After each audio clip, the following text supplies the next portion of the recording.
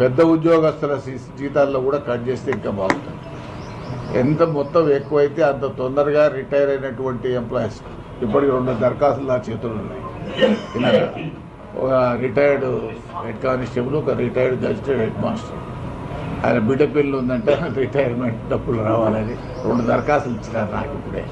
కాబట్టి ఎప్పటికప్పుడు ప్రభుత్వం దృష్టికి తీసుకుపోయినా, అదేవిధంగా ప్రభుత్వానికి కూడా విజ్ఞప్తి చేస్తూ ఉన్నాను. సంపూర్ణంగా రైతు బంధు రాలేదు, రైతు భరోసా రాలేదని అసంతృప్తి రైతుల్లో ఉంది.